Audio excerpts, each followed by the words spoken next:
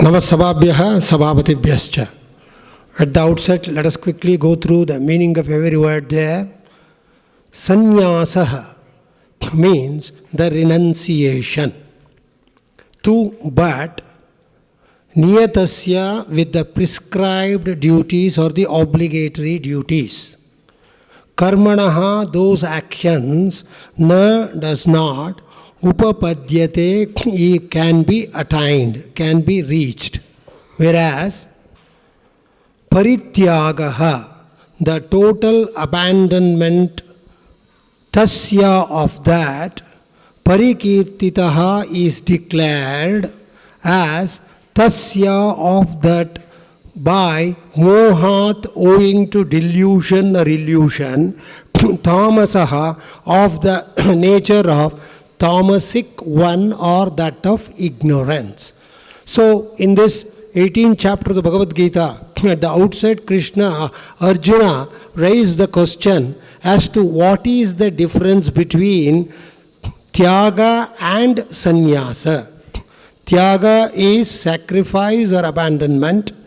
Renunciation is Sannyasa. Which is the superior among the two, or which has to be pursued by the people?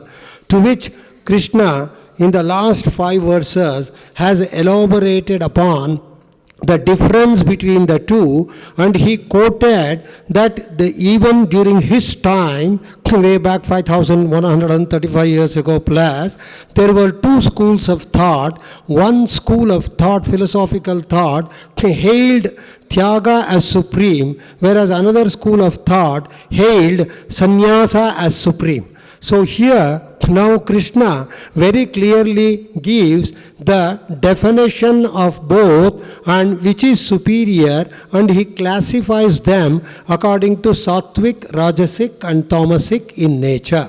Here, at the outset, he speaks of the Tamasic nature. Initially, it is said that being born as human beings, we are we have assigned some duties for ourselves. These are called as obligatory duties. And also we engage in some desired activities called kamya karma, which gives you the intended results. So it may be materialistic ones. Whatever it may be, all those, materialistic things, actions which we do by which we attain all materialistic profits and benefits are called kamya. Here, to Arjuna's question, Krishna is telling that once you have taken the duty for yourself, once that has been assigned to you by your parents or by our own profession and so on, these obligatory duties should not be forsaken at any cost. And that cannot be considered as sannyasa or repudiation, because in the next few following verses, elsewhere he has told that during the Vedic time, yagno dhanam tapaschaiva pavanani manishinam, he had told. Yagna, sacrifice, the effects of the yagna, sacrifice, then dana, charity, as well as tapaha, austerity or penance, these ultimately designed and shaped the entire Vedic period. And even during the times of the epic period or that of the Lord Krishna's time. So he says those duties which we have assigned for ourselves should never be forsaken. And also while elaborating upon this sannyasa, Krishna is keeping in the mind about the sannyasins. The question is whether the sannyasin can engage in, for example, cooking for themselves. To which, Prabhupada, Sri Bhaktivedanta Prabhupada elaborately answers. He says that the sannyasis should not cook for themselves because it amounts to selfishness. But whereas the sannyasis, in order, because they are surrounded by a number of disciples, pet disciples and other types of disciples, for them, for the happiness of those disciples, he can cook, the sannyasi can cook and offer the food. He should not cook the food for himself, whereas he can cook for the sake of the others and especially for the Lord, Supreme Lord, which he should cook, offer and take it as prasad. So that is accepted. That is what, and there is no qualm about it. That is what elaborated in this sannyasa while Prabhupada is explaining. And it's also elaborated in the Manusmriti that a sannyasi and a brahmacharin should not cook the food for themselves. It is said that they have to go and receive the food from the house of a householder, grihastha, in 8 houses, in 8 homes or 8 houses. If that brahmacharin or the sannyasi can get in those maximum of 8 houses for that day, that is sufficient. In case he doesn't get in any of these 8 houses, then he has to remain, without food and fasting for that day. So that is elaborated later by Swami Bhaktivedanta Prabhupada, and here we find, so clearly it is mentioned here that when you just sacrifice, if you abandon all your activities, including that of the desired activities or the duties assigned for yourself, that will not become tyaga or sannyasa or repudiation. So it should not be done because there is an echo with respect to, here you find the echo of the chapter 2nd, 47th verse, karmanyeva adhikaraste ma phaleshu kadachana ma karma palaheto bhumate sangostva karmani.